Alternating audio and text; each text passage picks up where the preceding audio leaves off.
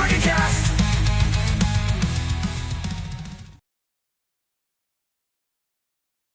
We get to cover Ubisoft. All right. So I decided to go with the BBC here. Because, Ubisoft is acknowledged for gaming accessibility, right? Like, they're being praised for that, blah, blah, blah. Assassin's Creed plus Ubisoft was the biggest winner at the awards ceremony for celebrating accessibility in gaming industry. The French company, which has offices all over the world, was named most dedicated publisher by GAC Con. The organization works to make gaming more inclusive for people with disabilities, something companies have been focused on more and more. Now, as a disabled gamer myself, that's nice and all, but don't sacrifice a good game at the cost of my disability. I'll either accustom to it or I'll find a different game. Right? You can only do so much, but don't sacrifice gameplay. Don't sacrifice the experience of the game for what you think I want. This year's award shows handled how prizes to games released 2024 for features including those aimed at helping deaf and blind players. I'm deaf and kind of blind, and I had no problems playing the game. Ubisoft was also recognized for 2 games that released last year. Star Wars Outlaws won the AAA Excellence Award for a big budget title for its long list of accessibility features, and yet the game was crap. I mean, I don't think I need to, if I had to, I will find all the bug clips and make a bug clip for shit like this. Prince of Persia: The Lost Crown, a 2D platform released last January, was recognized for its memory shards feature. The game requires players to navigate a large, complex map, ultimately visible areas later for a playthrough. Many titles to get the genre allows the user to place small pins or icons as reminders of point of interest, but Lost Crown lets them take a screenshot to aid their memory. Black Sox 6 also won an award for its automatic movement features, and Diablo 4 Best of Hatred won for its blind vision accuracy. All right. So, yeah, okay. I'm not going to go through this whole thing. I'm just going to announce Oh, here we go. Dragon Age Vilgard makes Maker BioWare which won an award at J-Con for best representation, right? And we'll get into that. But we all know what happened. Is my point. So they gave all these awards for accessibilities, but not games, right? Here's their awards. If you're ever curious, you can Google that yourself. But this is the fall of Ubisoft, right? Because you remember how Assassin's Creed games, they're always saying like, we all know Assassin's Creed is known for a historical fiction game with a high degree of historical accuracy.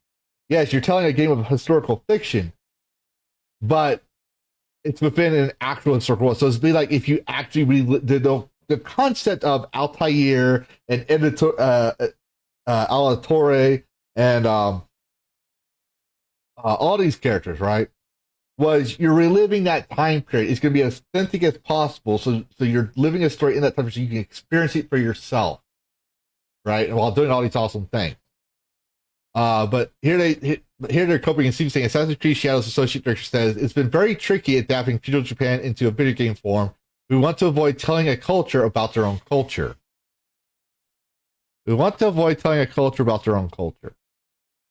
Yet you're telling me what it was really like in the Crusades with Altair. You told me what it's like in the Renaissance with Ezio. You told me what it was like in the Age of the Pirates. You told me what the culture was like in the Revolutionary War. All right.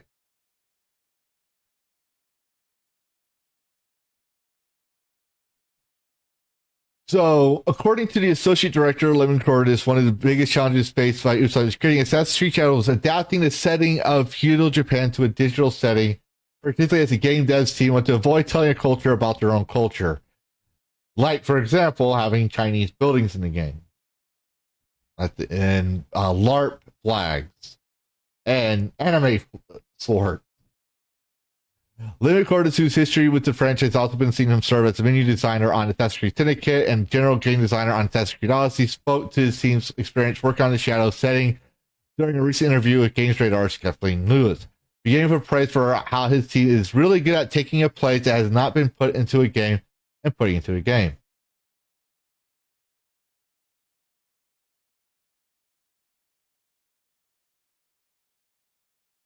I'm trying to process what he just said there. Because what I'm saying is he's saying there was no games based on Japan. There was no samurai games. There was no, like, maybe I'm misunderstanding what he's saying here. But I guarantee you things, unless he's talking about his fantasy version of his extremely racist and disrespectful version of Japan culture, is the place that's not put into a game is now in a game, unless that's what he's talking about. Because I'm pretty sure I've experienced games where I was in feudal Japan. The director didn't know that it was actually this exact talent that caused them many problems. As Japan is not an unfamiliar setting, but rather it's been showcased in many, many medias, particularly by the nation's own culture of video game development. Okay, so you just contradicted yourself. I mean, unless I'm misreading that article of that paragraph, feel free to tell me. So we had to be very careful to handle with care to do our research. Sure. You did your due diligence. Oh yeah, you did here to do due diligence to double check the Japanese experts. What Japanese experts? This is stupid. Anyways, to setting amounts of details, raising the fact that locals took off their shoes. Everyone knows that. As they said, astounding information they learned during this. You did not know that Asians take their shoes off when they go in a house? I mean, like, everyone knows this. To this end, he admitted Japan has been, I would say, very tricky, and we want to be respectful of everything in Japan. Wait.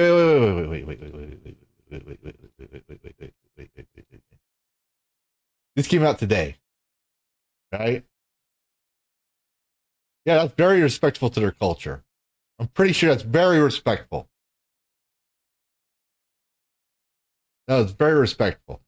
I'll let you know, because I agree with Jimmy on this one. I've seen people say this clip of Assassin's Creed Shadows is forced hatred, but it's not true, and all you're missing the point entirely. When you kill people in AC games, the game immediately tells you it's wrong. You'd be desynced. Here, it doesn't seem to be the case, which is very telling. I said this in one of Hypnotic streams about the decapitation of a pregnant woman or something like that. You're able to also slash a mirror in the site which represents the Shinto god. Tell me where you could desecrate this historical monument of, say, Assassin's Creed Mirage, set in the Islamic city of Baghdad. Oh, you can't. Well, that's interesting, but you can't here. Wonder why that is. Plus the fact that you're allowed to destroy the historical sites like this and technically really bad from a cultural perspective. You can't do this in, say, Ghost of Tsushima. You're unable to harm civilians or desecrate any religious shrines in that game. In fact, you were unable to harm innocents in past Assassin's Creed titles, at least from Assassin's Creed Black Flag, the last games I played on down. On up, I don't know. I was not interested in the French Revolution one, and my son was born later on, so I couldn't play into the games later. The only things you can hurt and damage are enemy units. This is just the Ubisoft not caring about cultural significance of the place they are covering, and it's gross incompetence. Anyone saying this is forced outrage is a moron, and you are an idiot. Ubisoft doesn't care about how the settings here they're covering. If they did, they would know how badly this reflects on them and how they allow the player to even do things like this. All right. I mean, it got so bad. They struck where's that here? Is this the one? This got mixed up. No, it's the right one. It got so bad. They had a Japanese YouTuber criticizing Assassin's Creed Shadows for hate speech. Yet you're trying to say What was it you're trying to say? You're trying not to tell people a culture about their own culture, right? I'm not going to read this whole thing because it's very long, and we're getting pretty long into this.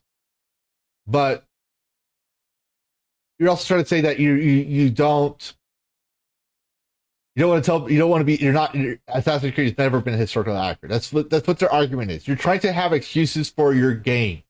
If you wanted to make an Assassin's Creed clone that has its own thing, fine, do so.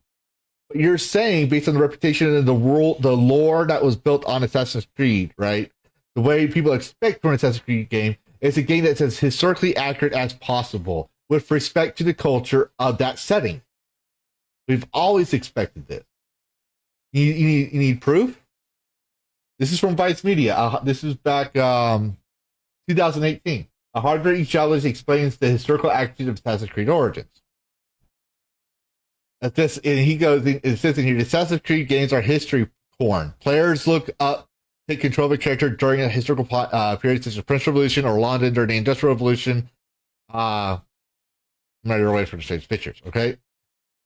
Developer Ubisoft is so proud of historical research that goes to each game, and it's added a non-assassination focused discovery tour mode to Assassin's Creed Origin. History nerds can use it to explore problematic Egypt and learn about its wonders, personalities, without having to kill or sneak, right? But still, just video games. How accurate are they really? According to Harvard ethologist Peter de Manuelian, pretty damn accurate. Dermelian spoke with the History Respawn podcast, a show that asks historians to consider video games and broke down the hidden history of Origins architecture, death cults, and political strife. All right. Now, I'm not going too much into it, but I just want to put in there. I haven't played Origins, but if a Harvard Egyptologist, someone who specializes and teaches and studies Egyptian history and culture, is telling you that Assassin's Creed Origins was pretty damn accurate, that tells you that past titles were historically accurate. Here's another one. Assassin's Creed Shadows says address blowback over game's historical accuracy. You said sorry, but also please stop harassing people. Okay, so you got called out, your ego got bruised, and because you can't take the heat, so you're saying please stop harassing us. Well, no, you kind of earned your shit. I'm not saying go harass people, but calling a spade is not harassing people. All right. But here they even say that we acknowledge that some elements of our promotional materials have caused concern for Japanese confused. For this, we apologize. And what was the issue? They criticized the game for claiming historical inaccuracies, flaw, which the shiny subtitles in the video for Assassin's Creed. They say developers put significant effort into ensuring an immersive and respectful representation of feudal Japan. And since has never been to portray any of our Assassin's Creed, including Assassin's Creed Shadows, as factual representations of history or historical characters.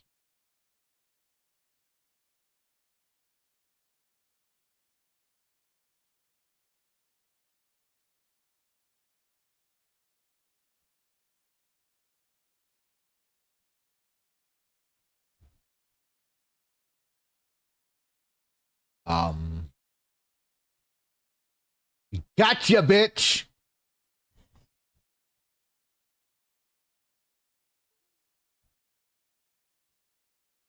And here's another one. They're trying to be as authentic as possible. Like, I'm not going to get script proof. We already know the deal. All right.